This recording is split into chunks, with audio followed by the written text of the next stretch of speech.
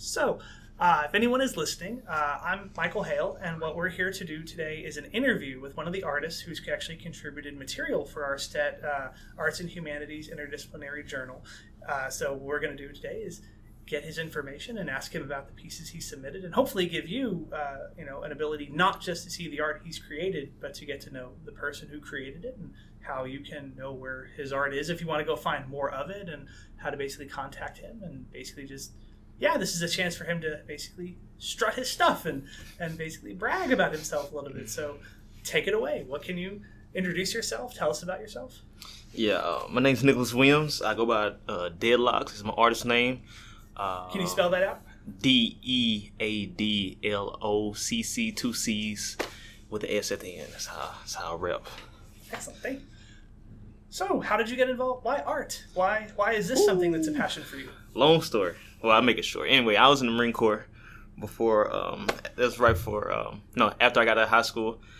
And when I traveled to Okinawa, Japan, and I did a little time in Korea too.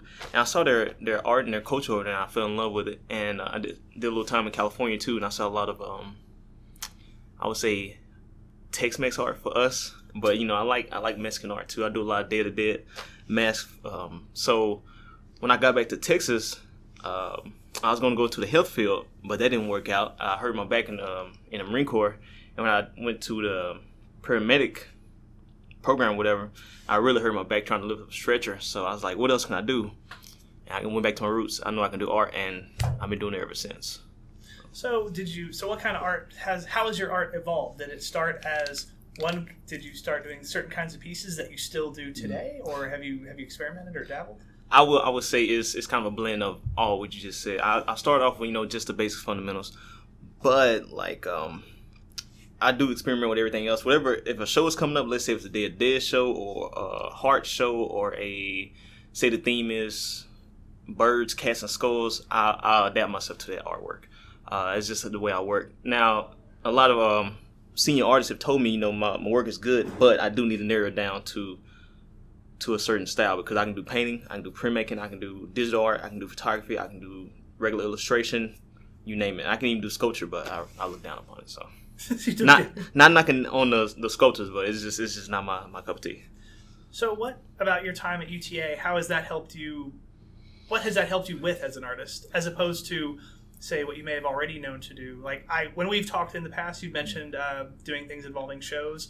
Has UTA helped you be able to know how to are you going to be able to put on your own show at some point in the future? Ooh, that'll maybe be maybe a year or two down the line. Right now I'm still working with other artists, or definitely going to big galleries and seeing what they want, seeing what kind of shows they're throwing. UTA has helped me more with networking, because I have all core classes, and it's really been sucking. I'm not saying your class sucks, but as an artist, core classes, oh my god, it's kind of like somebody wanting to do their passion, but it's just like a big block in a way. You have to overcome it just to get to what you want to do. Now, when you say shows, what is the process for, say, you have art and you want to, do you make your art and then you take it to a show, or do you find out about a show and you create an art for a theme, or is it a mix of both? It works both ways. It can, let's say I have a portfolio. I have a lot of artists. I had, plenty of art classes. Okay, I have, my strongest pieces work on the side ready for any show that comes up. But also a lot of art shows do artist calls saying, this is our theme. Like I said before, Kettle Art downtown in Deep Ellum, they had a show on, their theme was birds, cats, and skulls. Since I had already participated in 2 of their shows, I had an artist call for that, me and my homeboy. So we just thought some things. Boom, I thought of a rooster with a skull on his face, drew it up, did the sketch, did the rest of the marker, and y'all turned it in. And I had another piece already done. So you see how that works. I already had my pieces lined up, but since there's another art show coming up, booyah, I can make a new piece for it. Give me 2 weeks, I can cook up something. Now, do you have any art shows that'll be coming up after this month? Let's see. In May, that's actually a really good question. We have, in June, we have the Secret Level Game Art Show in Fort Worth. Me and a couple of our other friends, they're hosting it, but they have like a lot of artist calls. Maybe like 20 to 30 artists are going to be in this show. So it took them all year to get it together because there's been a hold on art shows since the fire marshal in Dallas has been shutting down shows. Since a lot of these galleries don't have a lot of their safety regulations, like their fire hazards are not up to date. What's another show that's coming up? There's going to be in the, I think, Urban Bathhouse Cultural Center. There's going to be Day of the Dead show. So I already have a piece done for that, but I'm going to be working on a piece over the summer, so I can have 2 pieces in that. And at Northlake, I'm going to be doing a student spotlight show, which is they gather all of their students that have been there for a while, and they just curate their own show, their own gallery. So it's going to be pretty bomb. That's 3 shows right there. I'm pretty sure there's a lot more coming up that I'm going to be in. So. Okay.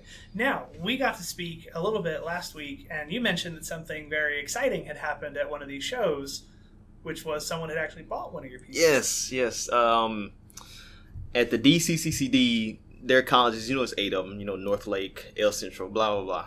They always get their, they pick like maybe 7, 8 pieces from each college, and they display it at the headquarters downtown, the Foyer building. Well, my piece, Work in Progress, got picked, and a woman came down for coffee. She's actually a commissioner. She's, police lady. Way I word that, sorry. And she came down just for coffee, and she ran over to me. She said, "This is your piece?" I said, "Yeah." And she's like, "I want to buy it today." I didn't even come down to buy artwork, but I saw your piece. I had to have it.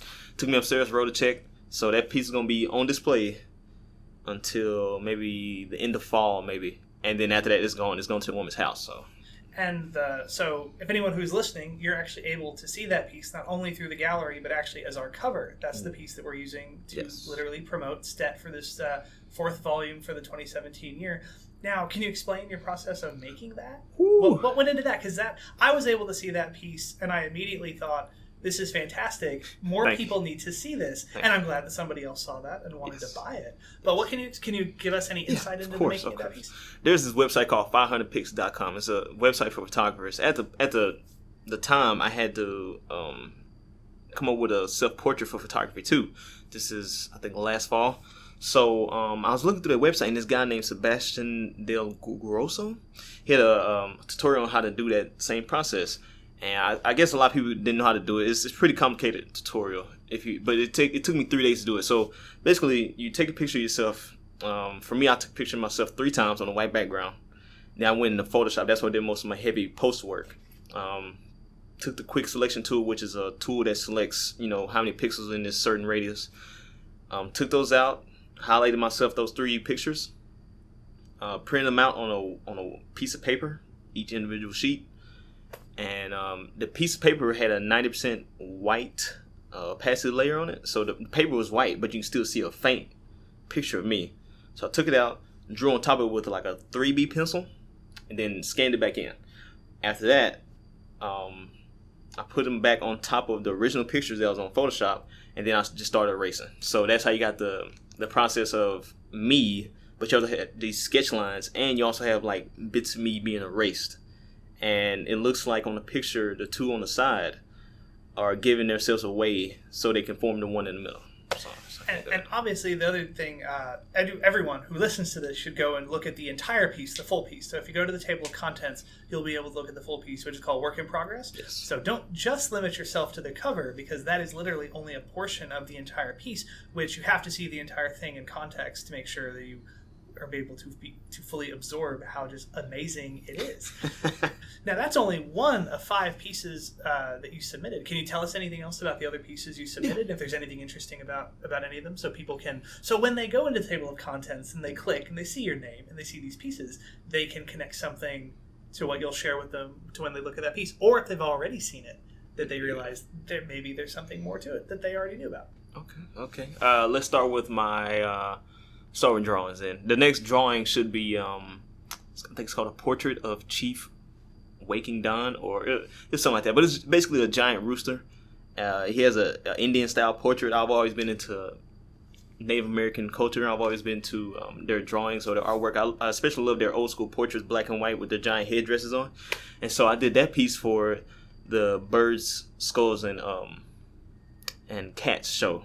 And I was like, I'm not really a cat man, but I'm definitely a rooster, man. That's one of my favorite animals, a rooster. I even have a tattoo of a rooster on my leg, matter of fact. So anyway, I took it in there, and I was like, well, what's a good way I can just spice this up? I didn't want to do a rooster fighting a cat. I said, well, let me do a rooster skull on top of his face with a giant headdress, since I'm always into that. And boom, I did the sketch, took it back out, redid it on Bristol board with a number of Prismacolor markers. So it kind of looks like a painting, and then at the end, after I got done with rooster, for the background, I went in with nothing but warm colors and browns to give it to the old school Native American background. Looks like a dingy, dirty, some type of backdrop they're on. But it came out really good. I hope it's sold.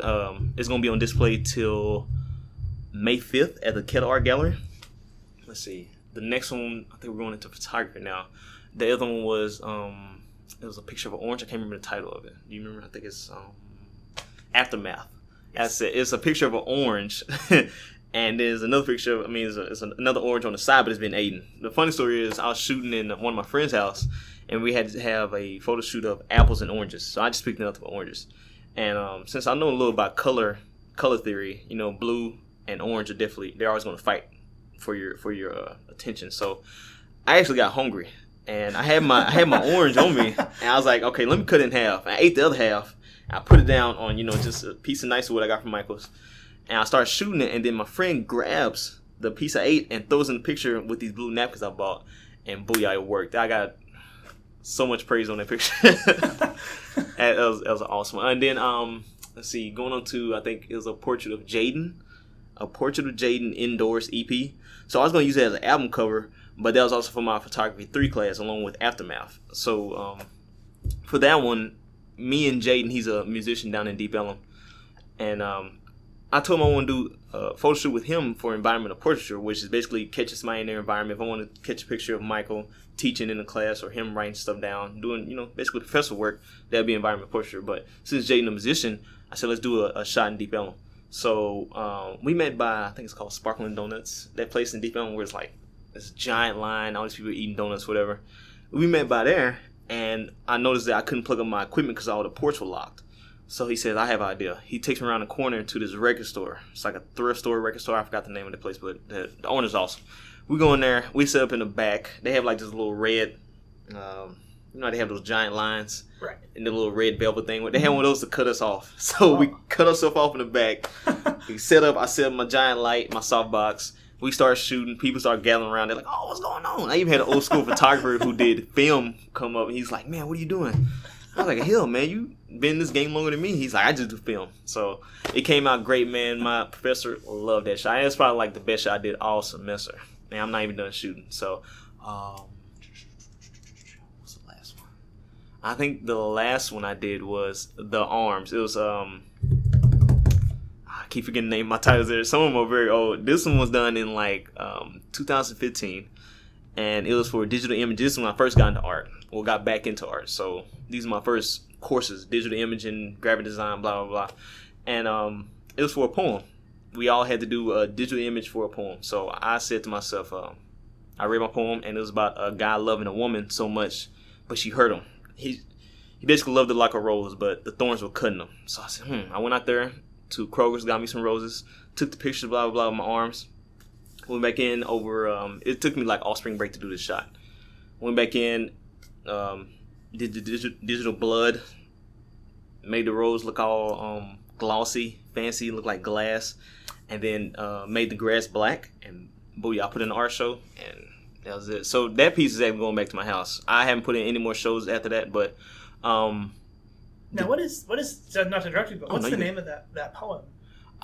It's something along the lines with that rose. I can't remember. That's been 2 years ago. Do you still have it? Mm-mm. I can get it. I can definitely get it for you. Okay. Could you submit it so people could maybe read it? Yeah.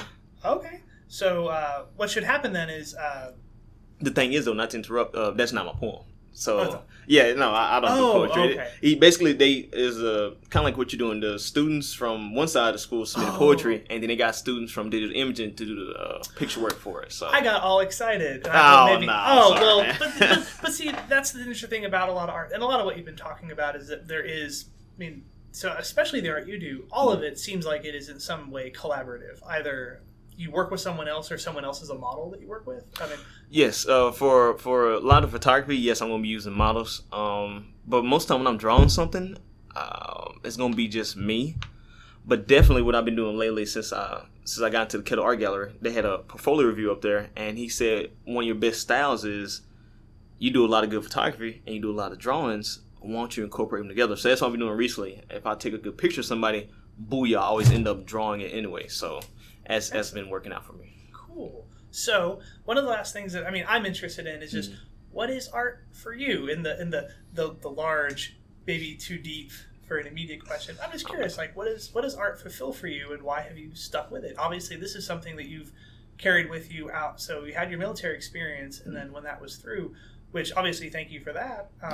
And so you've picked art to carry you through this next phase of your life. What is that doing for you? How does this help you? How does the humanities enrich your life, and why did you pick that as opposed to, say, going into business school? Art for me is kind of natural, man. It's like, I forgot the name of the book, but it basically said, whatever you do in your downtime is what you should be doing for your job. On my downtime, I don't care if I'm in class listening to you or any of the other professors, or even if I'm just chilling at home, I'm going to be sketching. Or I'm going to be drawing. And I'm like, why not just do this for a living?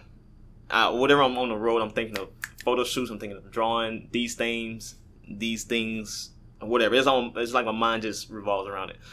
You know, back in kindergarten, they let you creative side flow. They is more on your right side of your brain with creativity. Right. As you get older, you go back to your left side with logic. Now for me, it's like I'm going way back to my right side. It's just what I think about art constantly. For me, art is just a good therapy. And on the last note, if art is a reaction, if your art gets a reaction from people, guess what? You did it. That's the thing for me. I don't care if it's bad art, good art. If it's horrible art, if you get a reaction, guess what? It's art.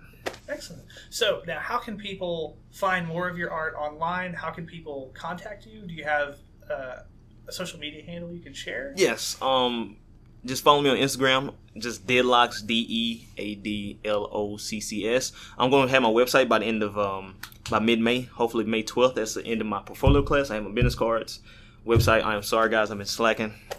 It's been 6 classes deep this semester. I don't have cards. I don't have a website. All I have is my Instagram. I haven't even uploaded maybe like 2 or 3 pictures of new artwork this whole semester, so I've definitely been slacking. But I'm going to have plenty of art up. I'm going to have my website, my portfolio, link, everything. So just be ready. Just follow me on Instagram, and booyah, everything will link up from there. Excellent. Now, are there any other artists, professors, groups, people that you want to name drop before we kind of let you go? Anyone that you can hype up, that you can share this with, to give them credit as well? The guy who actually taught me markers, his name is Christopher Macharo. We call him Macho. Follow him at, what is his name on there? Macho Villa. Just Macho is it underscore? Underscore Villa. Look up one of my friends named Gabriel. I think it's just Gabriel on Instagram. It'll be on there. It'll be on my Instagram. He's the guy who taught me a lot about printmaking. My professors, Byron Black at Northlake, Brett Dyer, he's the guy who taught me a lot about drawing. Byron, he taught me a lot about digital imaging and photography. Kate, Dan, Steve Benazou, all my professors at Northlake, they always treat me right. They always push me in the right direction. I think that's it. I know it's a lot more people, but they're probably mad at me if I don't shout them out. Well, and hopefully what you can do is you can share this, and that way if there's anyone that, you at least know that there are people that you're thinking of. And obviously with an artistic collaboration, as long as what you've probably been working on, you've had a lot of people that you've met and that you've worked with and have helped you. But I hope that this time that I'm glad that you've been able to share your experience, both as an artist, as a person.